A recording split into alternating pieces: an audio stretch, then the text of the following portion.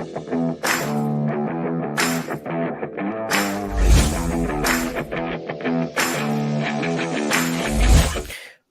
is going on, everybody? Welcome back again to another episode of Pay It Forward. Today, we have a very special guest, Stephanny DuRussel, with us from Recaro, the digital market manager. And we wanted to thank her for her awesome time and being part of this stream today. And welcome. Well, thank you very much. I appreciate it. Yep, we are glad to have you here. We were discussing some of the stuff that you were doing, that you do for the company, and it really is inspiring to see someone do so well in such big company in the auto industry. Well, thank you. Yeah, it's definitely one of those things where being able to do digital marketing on a global scale for the company is it's just it's nuts in the amount of like pieces and parts and stuff that I have to put together. Um, it definitely makes for a lot of working hours. Absolutely, absolutely. And I know, I mean, a lot goes into it. I know the level of attention to detail and the being able to think outside the box plays a really huge role in what you do, right? Having an outside perspective on, different aspects of marketing. Can you tell us a little bit about that and like how that has applied in your day to day? So, I mean, I've been doing marketing since before I even graduated college. So I've been doing digital marketing, emails, and then when social media sort of got really big, then it started turning into like the social media aspect. So a lot of what I do is all of our social medias. I have help coming up with the content from our PR team. And then from that, I also do our email distribution because our marketing is we do B2B and B2C. So our you can't buy our product directly from us. It's kind of like an OEM when you purchase like a vehicle. So you have to go to a dealership. Same thing with our seats. If you want to buy our seats, you have to go to an aftermarket dealer. So I'm not only marketing to our dealers and making sure that they have the right content and information that they need to make everything work for them and sell our product appropriately and professionally, but also in marketing to the end consumer. So a lot of that also goes into with events. So from social media, email, then we also have events that we do on a regular basis. So we're partnered with EMSA. We go to about 4 races a year where we're in the fan zone with our travel trailer with all of our seats in it so people can actually like engage with the product, sit in the seats, make sure they like it before they purchase it. And from those events and all the digital marketing that surrounds that, that's part of the pieces that we play from the strategy side. So what events do we need to be at to get in front of different customers, different dealers, different OEMs, to get our seats in vehicles, to get butts in seats basically, so people can see how comfortable our seats are, and um, then also see the type of like what we put into it. So when we're telling the story, which a lot of digital marketing is, we tell the story of what goes into our seats, why you should buy it. We are a luxury brand, so from that perspective we are um, a little on the pricier side. However, a lot of the stuff that we put into our seats is because of what we do at different events and who we talk to and the different partners that we have. So all of that sort of plays into the strategy side of things, which I'm a huge part of, and putting all that together, putting the stories together, and then pushing those out on the different platforms. It's really interesting, right? Because as a digital marketer, you kind of touch up on a lot of aspects of the company, right? And a lot of people have the idea that digital marketers, people that focus only on social media marketing or setting up campaigns, kind of get their niche. They get stuck in that niche, right? But in reality, for example, here in Recaro, right? You definitely put your hands on a lot of the manufacturing and ideas that come up to these for these wonderful seats that you guys um uh build and ensure that it fits certain individual and make sure that you are able to hit the mark for that right customer. um uh, those long meetings, I'm sure that you guys sit down in and perhaps say, hey, how can we improve this product, right? And who do we market it to? Is that something that see yourself doing on a day to day?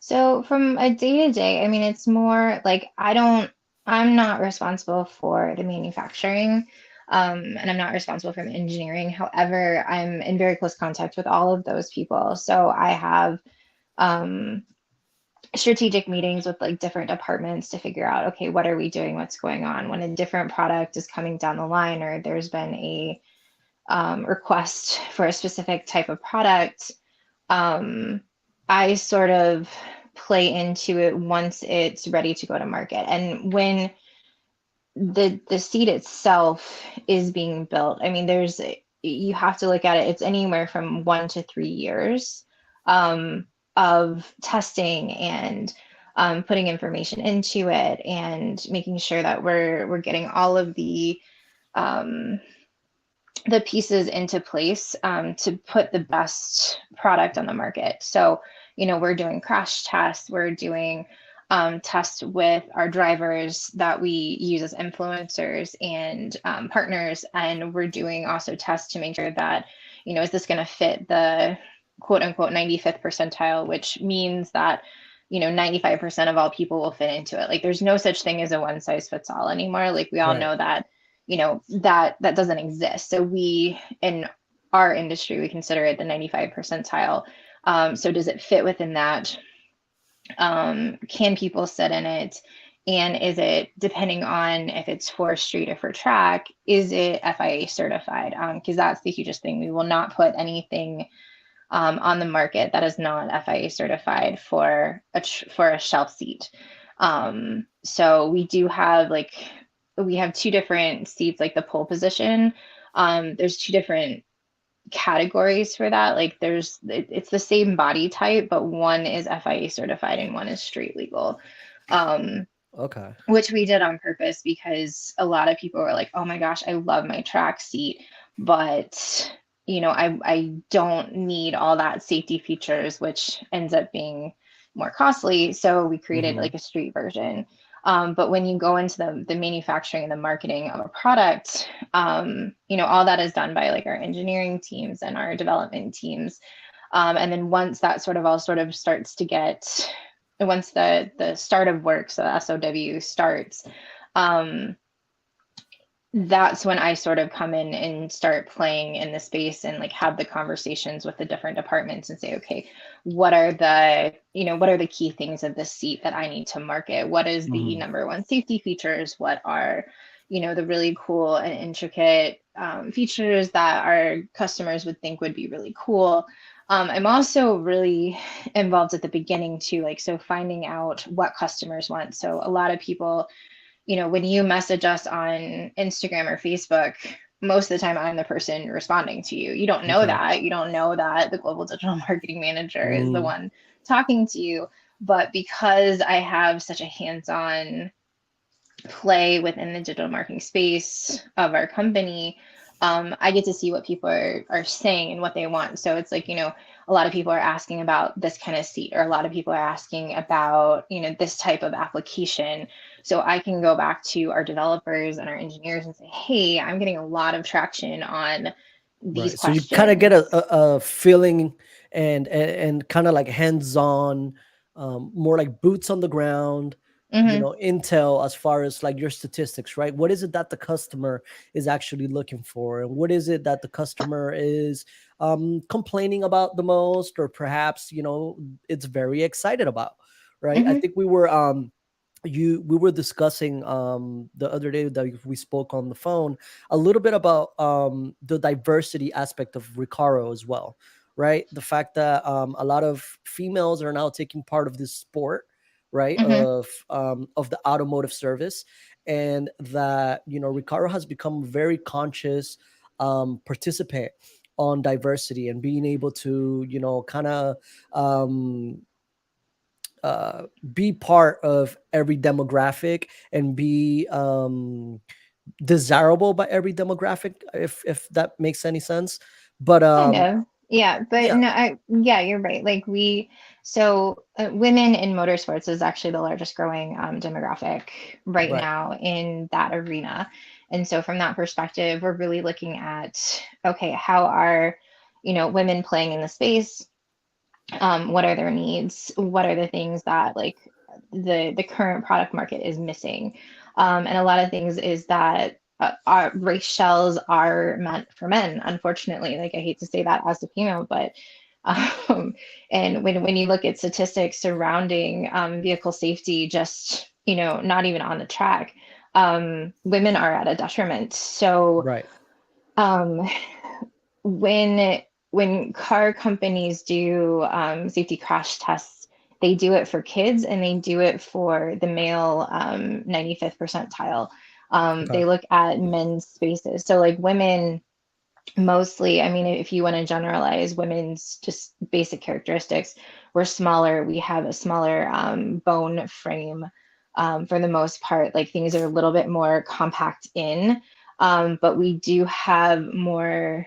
Um, we're heavier within our thighs and our hips, smaller in our waists, sometimes larger a little bit in the shoulders, but our shoulders are shorter because most women have shorter torsos than men do. right, So when you're looking at a race shell, um, how from where you're sitting to the top of the shell needs to be shorter for women. It also needs to have different padding placements, um, of where things are. And so we're working with a couple different women drivers that we use um, as influencers and sponsorships. So Michelle Abadi, I absolutely adore her. She's in the T2 Trans Am series. And we've had Zoom calls with her where she's like sitting in her seat, like in her livery, and showing like, hey, I'm having issues when I do this, or when I shift, like my elbow is hitting, this side of the shell. So we're looking at like when we're going to be coming up with a couple new shells, racing shells, because the FIA certifications have changed. But with that, we're looking at, okay, how can we create a seat that's more designed for women? So it would, when it comes out, it would be like maybe like a small, medium, large type right. shell frame. Um, or we're also determining like having one size shell and then multiple pad options to help with that. But we're really looking at how women fit into the seat. How can we make it safer for them? Because in order, like for example, like with Michelle, in order to get her up into the seat where her elbow isn't shifting, she's like, Hmm. we literally have to put her outside of the shell, and so that's not in a good safety range. Because we sorry, my Siri's going off. We had to put a whole bunch of different pads like behind her, and when she put her harness on, she's like, yeah, I'm literally like my hips aren't even in the shell Right. anymore. So we're really looking at that. And Recaro as a whole, I mean, it's one of the things that Recaro Automotive really strives for, is that we want to make sure that we're hitting all of our customers' needs. So not just a specific demographic.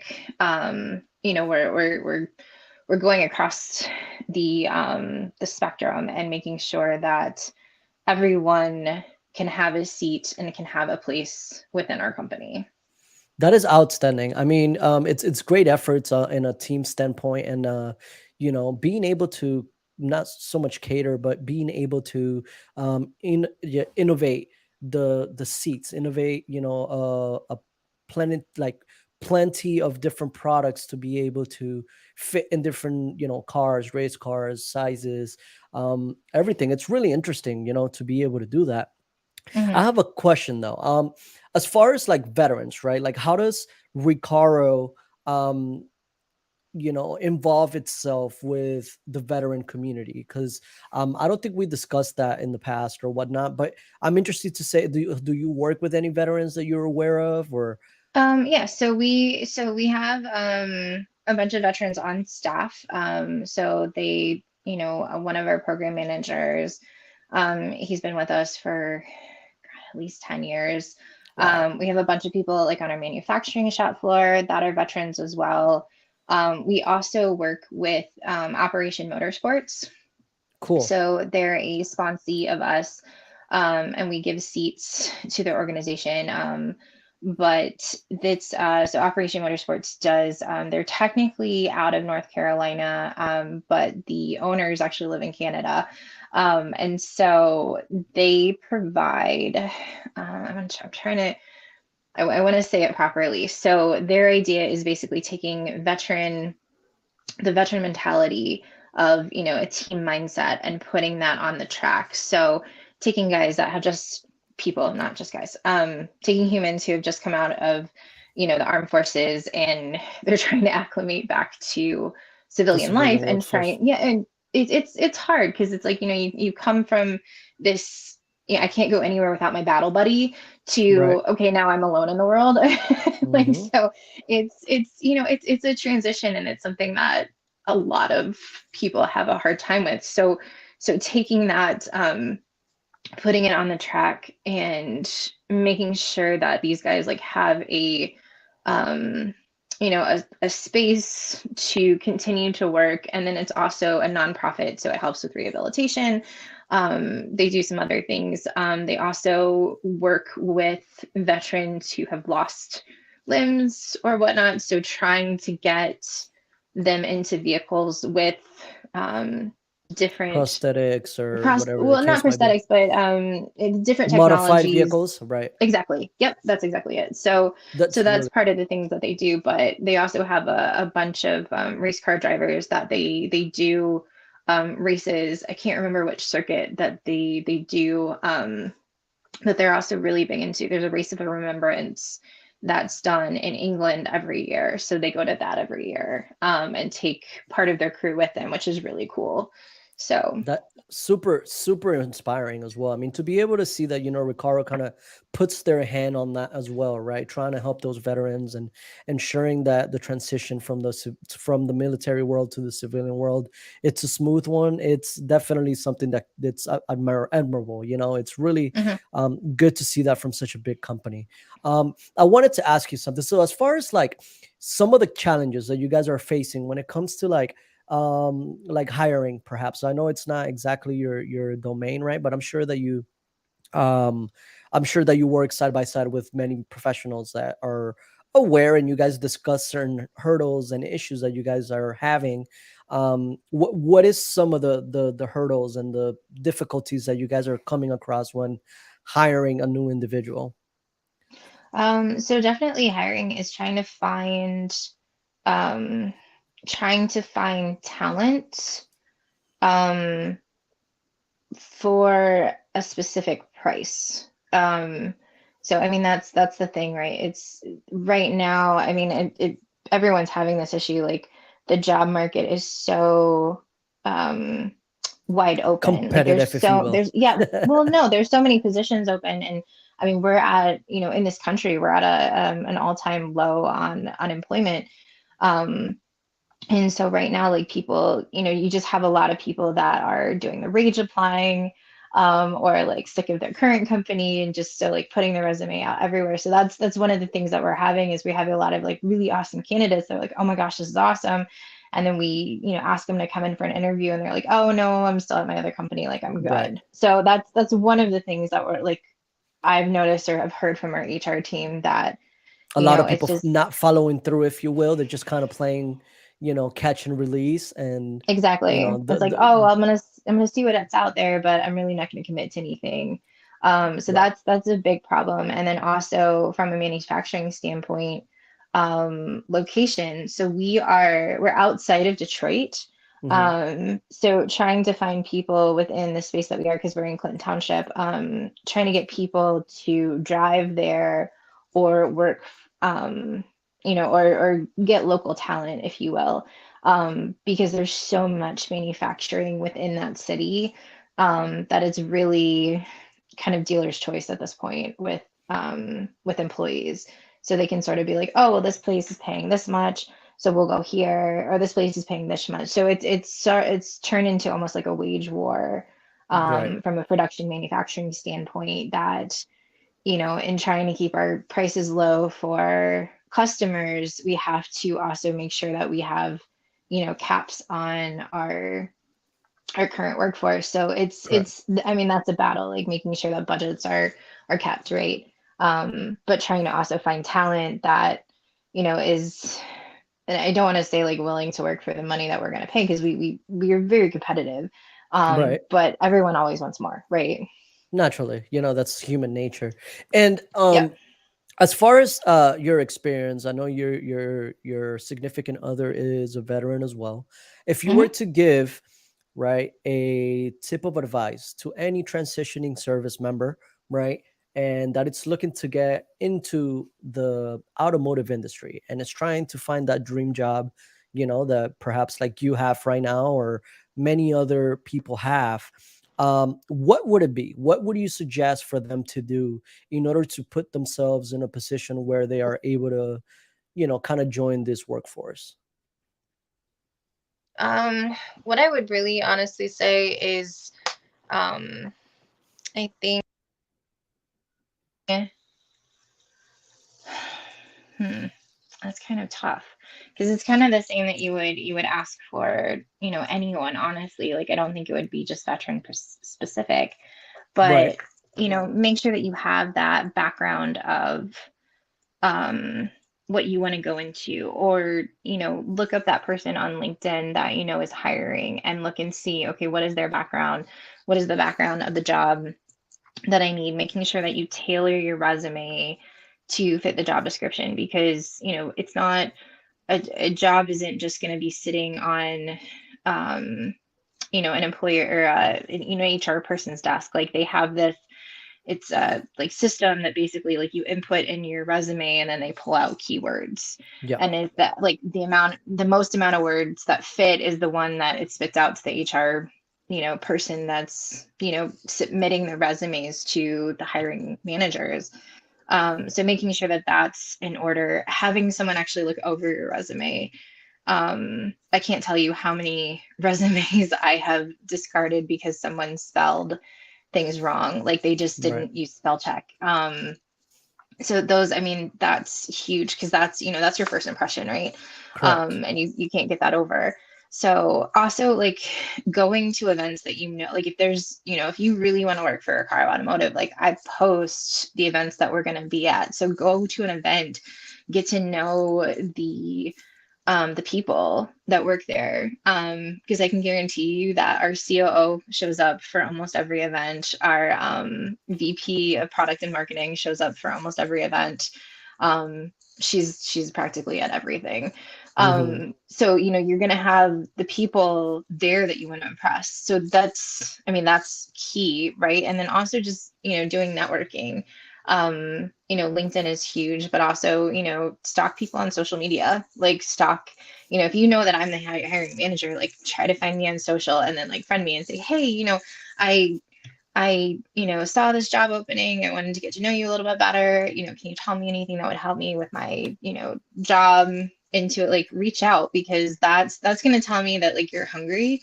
It's also going to tell me that, like, okay, you've done some research to, like, figure out who I am and to try and find me. And if you can find me personally on social media, you won, because I I am very, very hidden. Yep. Um, but I mean, that's, like, go above and beyond. Like, it right now, because there's so many people in the job market, like, just shopping around and looking. Um, I mean, I was looking on LinkedIn the other day, and, like, one of our job postings had 480 applicants to it. And Yep. it's like, okay, what are you going to do to stand out?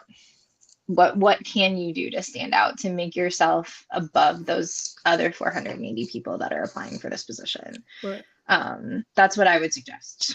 Being able to also translate a lot of the skills, because a lot of us veterans have great organization skills, leadership skills, managing skills that we could definitely apply in a civilian workforce, right? But um, being able to translate military writing to civilian writing so anyone could actually understand it, I think that's very important as well, right? And Hmm. um, perhaps even having someone on your side of the court like Seven Eagle Group, right, being able to kind of advocate a little bit about your, what you do, right? Like you're an expert at this and that. So having someone in your court, in your side of the court, right, and kind of mentoring you through the hiring process sometimes is important.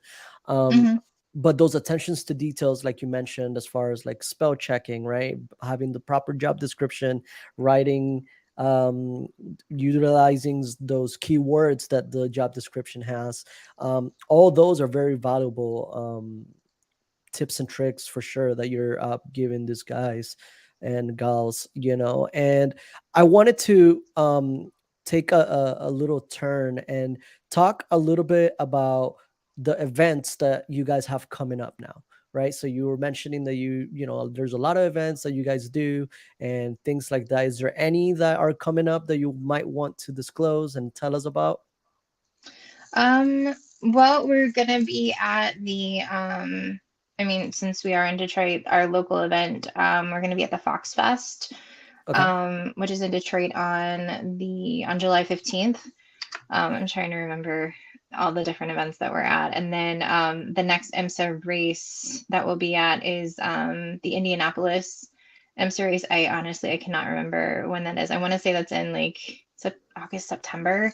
Okay. Um, yeah, I'd have to look. But yeah, so those are the ones that we're at. We'll also be at the Petit Le Mans um, in Atlanta in um, in the end of September, and then we'll be at SEMA and PRI. So SEMA is Ooh. in Vegas. It starts on Halloween, so October 31st through the 4th, I believe, of November. And then the PRI show is in Indianapolis as well, and that's I want to say it's like it's always the first weekend, first or second weekend in December. Um, so yeah, Sweet. so we'll be at those as well. I'm definitely gonna do my best to be able to make it a SEMA this year. I really want to go. I actually was lucky enough to attend the Tokyo Auto Saloon back in 2021, and it was amazing. So Yep. I can't wait. Hopefully, I'm able to make it this year here in the States and just kind of enjoy and kind of like the networking, right? Like it's so like I'm a networking freak. I absolutely love just to meet new people and talk to them and kind of get a feel of what their company does and how can we improve it, and it's fun, right? And I'm sure you're kind of like that as well. You just would talk about all those topics all day if you can, you know Yeah, for um sure. it's great, and I wanted to really be appreciative of your time, Stephanie, and um, thank you so much for all the tips and your valuable time and hanging out with us for a little while and giving back a little bit to this veteran community with your advice. I am looking forward to working with you in the future, of course, and yeah, I very much appreciate you being here. Well, you're welcome, and thank you so much for having me on, and getting to share a little bit more about what I do. That's outstanding. I'm sure that we'll probably do a couple more of these in the future, and we'll discuss different topics that, as the automotive industry moves forward and, certain strategies change as well. We would have a lot of different talking points as well. Yeah, for sure. Alrighty. Well, thank you so much for having us, for coming over here. It was a pleasure having you, and we'll catch you on the next one. All right. Well, thanks so much, David. We'll talk to you later. Alrighty. Bye bye. Bye.